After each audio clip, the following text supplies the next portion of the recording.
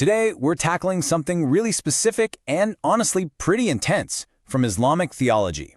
We're going to explore why Satan, or Iblis as he's known, seems to have this special, almost triumphant obsession with breaking up marriages.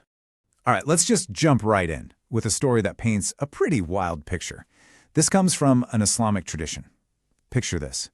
It's like a daily status meeting for devils, and one of them steps up to give his report. This is his big moment.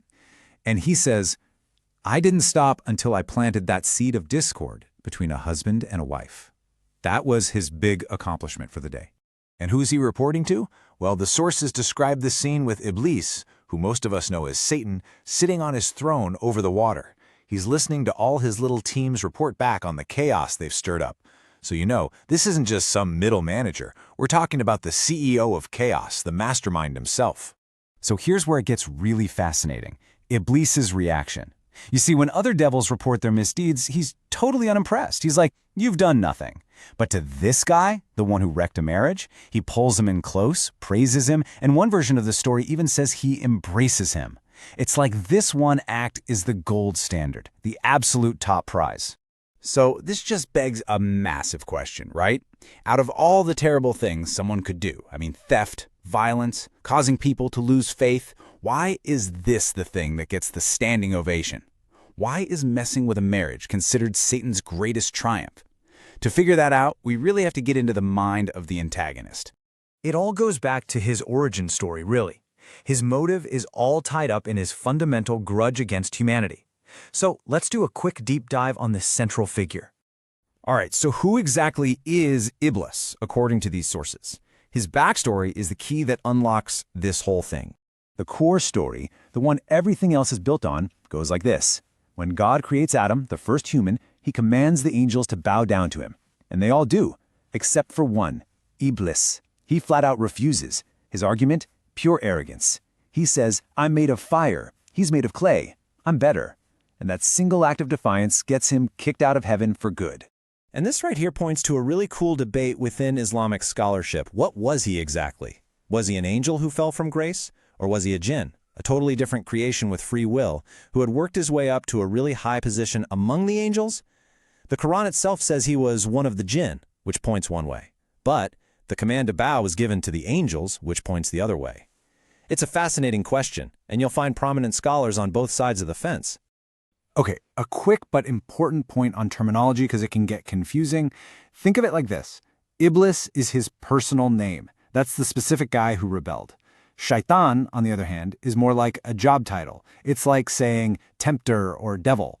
It can mean Iblis, but it can also mean any of his followers, or really any evil, misleading force. Okay, so now that we've got a profile of our antagonist, and we know what's driving him, this ancient, deep-seated grudge against humanity, let's look at his target. Why marriage? Why does he choose this specific battlefield? Well, if you look at the Quran, the whole point of marriage is to create this sanctuary of peace and comfort. It's supposed to be a source of tranquility, genuine affection, and deep mercy. It's a sacred space, basically, designed by God so that people can flourish. And that right there sets up a head-on collision, a direct spiritual conflict. If God's plan for a home is peace, Satan's plan is to turn that same home into a war zone of tension and misery. His whole game is to flip the script, to replace that affection with suspicion, and to turn mercy into resentment. It's the exact opposite, a total inversion of the divine blueprint. So what's the bottom line? Why is marriage such a high-value target?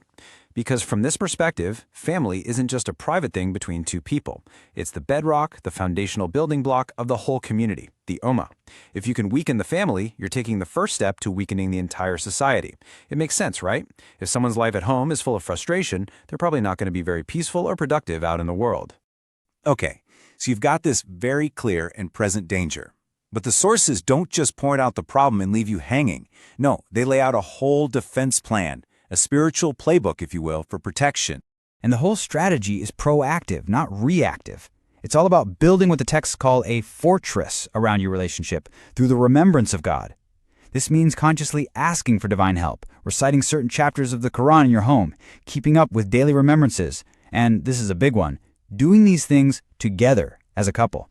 And the guidance gets super specific. For example, there's a tradition that says Satan literally runs from a house where the second chapter of the Quran, Al-Baqarah, is recited.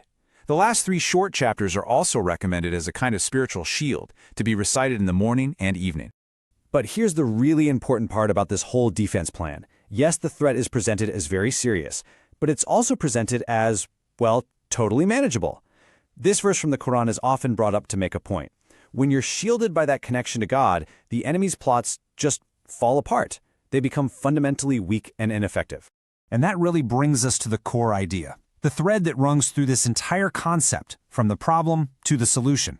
It all boils down to one thing: the power of conscious remembrance.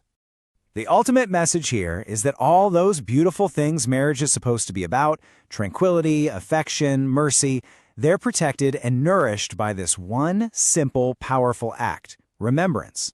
The argument is that consciously turning your focus toward God is what calms the heart and acts as a shield against all those whispers of negativity, suspicion, and anger. So let's leave it with this final thought.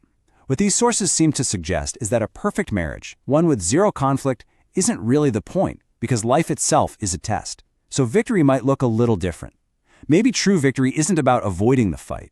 Maybe it's found in the discipline, the patience, and the mutual compromise that a couple builds together to get through those inevitable tough times, turning what could have been a battlefield back into that sanctuary of tranquility.